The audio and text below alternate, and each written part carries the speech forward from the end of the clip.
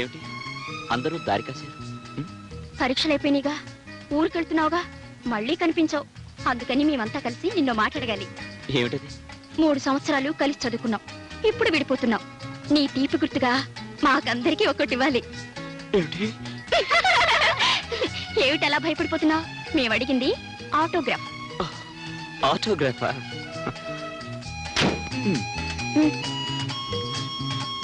ఒరే రాంబాబు, పూర్వజన్మలో ఏ అడవిలో ఏ చెట్టు కింద కూర్చొని ఏ దేవుడు గురించి తపస్సు చేసి ఆడవాళ్ళని అట్రాక్ట్ చేసే వరం సంపాదించావో చెప్పరా? ఎవరభిమానం సంపాదించాలన్నా వరాలు తపస్సులు కాదు బ్రదర్ ముఖ్యం, మనిషిలో ఉన్న మనసు ముఖ్యం. నవ్వకురా, ఇంతమంది నీతో మనసు ఇచ్చి మాట్లాడతారు, మేము కదిలిస్తే కస్సుమంటారు. అసలు ఇందులో నువ్వు ప్రేమించిన అమ్మాయి ఎవర్రా? చెప్పరా? చెప్పాలి. ఓకే, మాట్లాడిన ప్రతి అమ్మాయిని ప్రేమించేస్తే ప్రేమకున్న విలువ పోతుంది. కొంతమందిని చూస్తే కళ్ళకత్తుకుని పూజ చేయాలనిపిస్తుంది, కొంతమందిని చూస్తే చాచి లెంపకాయ కొట్టాలనిపిస్తుంది, కొంతమందిని మనసారా ప్రేమించాలనిపిస్తుంది, కొంతమందిని చూస్తే ఈ అమ్మాయి నా చెల్లెలైతే ఎంత బాగుందనిపిస్తుంది. హలో లక్ష్మి, పరీక్ష ఎలా రాశావు? తప్పకుండా పాస్ అవుతాను. Very good. అయినా నా పిచ్చి గాని నువ్వు పాస్ కాకపోతే ఈ కాలేజీలో ఇంకెవరు పాస్ అవుతారు? లక్ష్మి, ఏమిటిది? తప్పు కదా?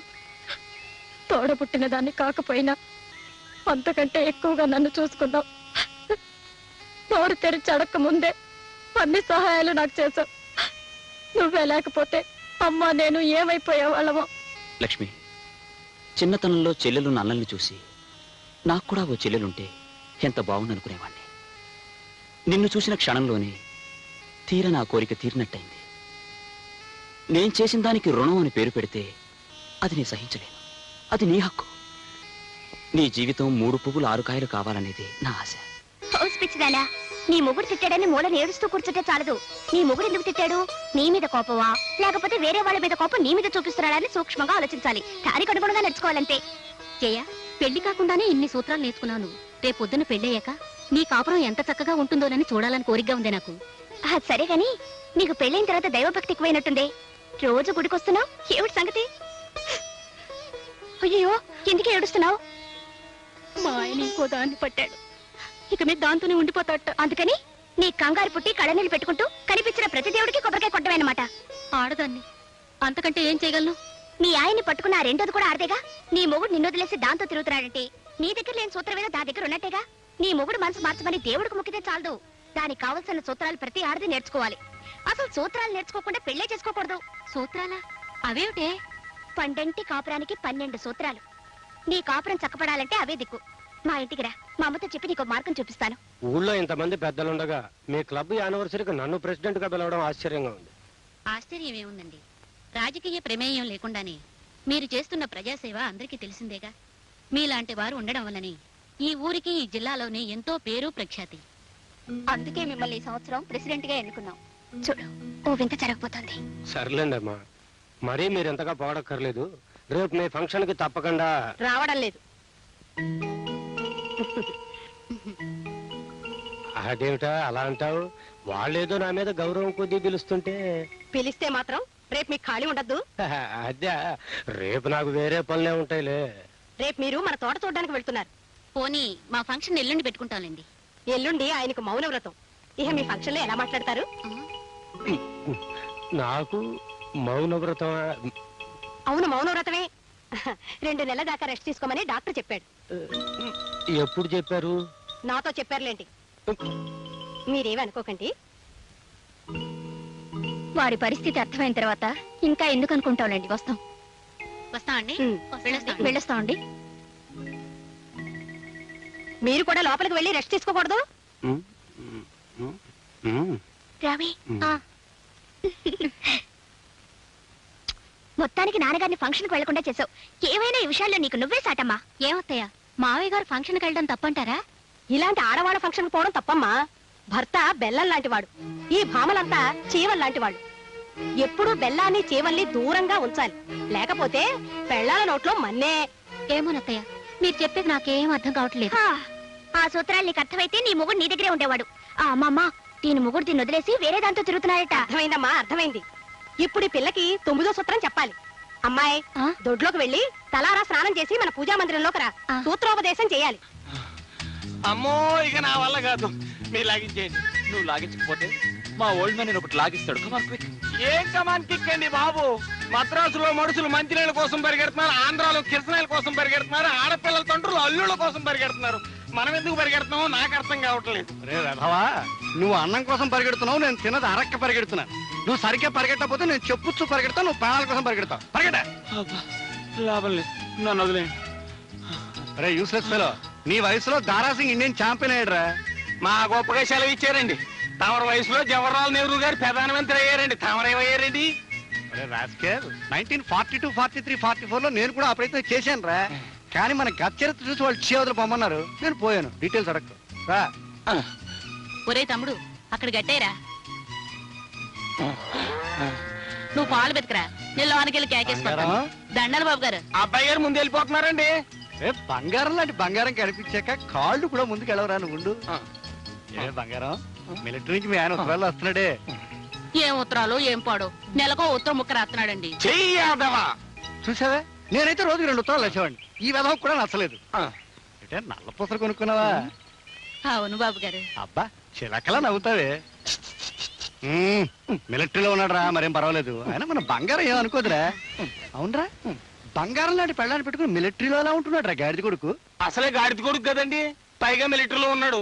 అందుకని శృంగారం అంతా తుపాకీలో దట్టించి డిష్యూ కాల్చి మర్డర్ చేసేసి ఉంటాడండి. అదేం కాదండి, మా ఆయన నా గురించి భలే ఘాటుగా రాస్తాడండి. రాస్తాడు, నేను రాస్తాను 16 టావులు. ఎందుకు వేస్ట్, మాటల్లో కాదే చేతల్లో చూపించాలి. అయినా నీలాంటి బ్యూటీని డ్యూటీ కోసం వేస్ట్ చేయడం నాకు బొత్తిగా నచ్చలేదే. 1952, 53, 54 లో నన్ను మిలిటరీలోకి రమ్మన్నారు, నేను వెళ్ళానా? ఎందుకు వెళ్ళలేదు? మిలిటరీలో ఆడవాళ్ళు ఉండరని. కరెక్ట్. అందుకల్లా యాదవా, పెళ్ళం కోసం దేశాన్నే త్యాగం చేసిన వెంటరా నేను. అయినా మొగుడు లేకుండా ఎలా జీవిస్తున్నానే? నేను చూస్తే నాకు జాలేస్తుంది. ఓ పంచు. ఏం చేయమంటారు బాబు గారు? అది కాదు, ఇక్కడ డీటెయిల్స్ కుదరవు కానీ నీ పనంతా అయిన తర్వాత ఒకసారి కనిపించు. అన్నపూర్ణ, బీరువా తాళం చేతులు ఎక్కడ? బుచ్చి వస్తున్నావా? ఎలాగో వచ్చారుగా కర్పూరం వెలిగించి దండం పెట్టుకోండి. నాకేం అభ్యంతరం లేదు. ఏమిటో డీటెయిల్స్ మిస్ అవుతున్నాయి. ఎక్కడా మా ప్రైవేట్ గార్డు? ఆయన ఎవరండి? ఇంకెవరు? శ్రీ శ్రీ శ్రీ శ్రీ శ్రీ గోపాలకృష్ణుడు. మహానుభావ మార్తాండ తేజ గోపాలకృష్ణ, పాహిమాం పాహిమాం పాహిమాం. నువ్వు లేకపోతే పూజా మందిరం కూడా చిన్నబోతుంది స్వామి. The great romantic hero of 16,000 ladies. హారతి.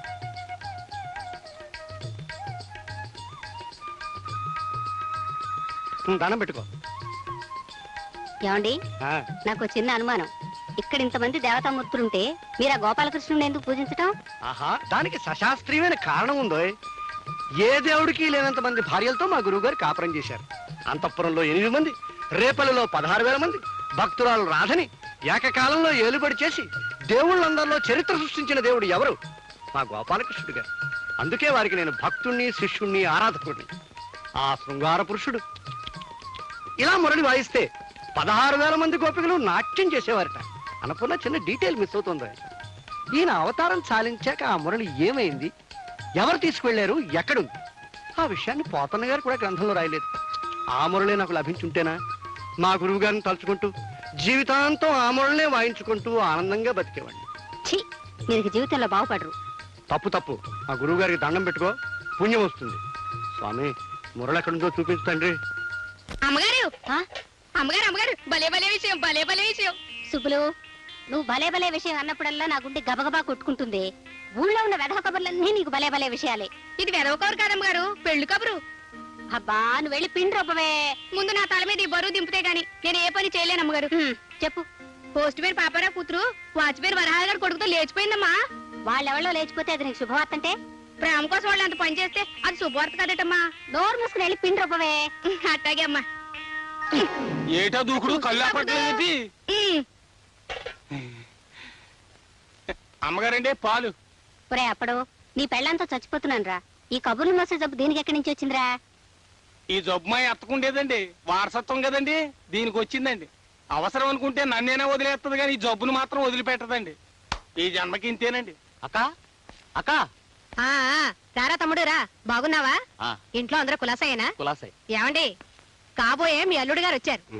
బావా, నేను పని పాట లేకుండా పోరంబోకులా తిరుగుతున్నానని తెగ తిట్టాడు కదా. ఇప్పుడు హైదరాబాద్లో అద్భుతమైన ఉద్యోగం వచ్చింది. ఇదిగో అపాయింట్మెంట్ ఆర్డర్ చూడు. ఉద్యోగం రావడం గొప్ప కాదురా, దాన్ని నిలబెట్టుకోవాలి, పైకి రావాలి. నీ ఆశీస్సులుంటే తప్పకుండా పైకి వస్తాను బావా. కాకపోతే నువ్వు కొంచెం పెద్ద మనసు చేసుకుని జైన్ నాకు ఇచ్చి పెళ్లి చేసావంటే. జయన్ నీకిచ్చి పెళ్లి చేయాలి. అద్దంలో మొహం ఎప్పుడో చూసుకున్నావురా? బావా, సేవకులు బా. అక్క, అదేమిటండి, సాక్షాత్తు వీడు మా పిన్నమ్మ కొడుకు. జైతో వీడి పెళ్లి జరిపించాలని మొదటి నుంచి అనుకుంటున్నదేగా. నీ ముద్దుల తమ్ముడు శ్రీకృష్ణ లీలలు తెలిసిన వాడెవడు వాడికి పిల్లనివ్వాలని అనుకోడు. శ్రీకృష్ణలీలా అంటే? అంటే నీ తమ్ముడు ఆడపిల్లల వేటలో సిద్ధహస్తుడని. బావా, నువ్వు వాళ్ళు వీళ్ళు చెప్పిన మాటలు విని నా మీద నిందలు వేయకు. వాళ్ళు వీళ్ళు చెప్పే కర్మే వచ్చిందిరా. నిన్ను ఆ అమ్మాయిని లాడ్జింగ్ లో పట్టుకుని హ్యాండ్ కర్చీఫ్ తో చేతులు కట్టి నడిపించుకు వెళ్ళాడే సబ్ ఇన్స్పెక్టర్, ఆయన చెప్పాడు. ఏరా, మీ బావగారు చెప్పింది నిజమేనా? ఏదో చిన్న పొరపాటు జరిగింది అక్క. పొరపాటు కాదురా, ఒళ్ళు పొగరు. ఇలాంటి పాడు పనులు చేస్తూ నా కూతుర్ని పెళ్లి చేసుకుంటానని వచ్చి నిన్ను చీల్చి ముక్కలు చేయాలి. ఇలాంటి వాడికి నా కూతుర్ని ఇవ్వడం చస్తే జరగదు. వెళ్ళిపో. వెళ్ళిపోతానక్క. ప్రస్తుతం నువ్వు నన్ను అర్థం చేసుకోకపోయినా భవిష్యత్తులో నేనంటే ఏమిటో నీకే తెలుస్తుంది. వస్తా బావా. నీకు భవిష్యత్తు అంటూ ఏడుస్తే చూద్దాం. ఏమండి, మన జైకి త్వరగా పెళ్లి చేయాలి. పెళ్లి కొడుకు రెడీగా ఉన్నాడు, మందే ఆలస్యం.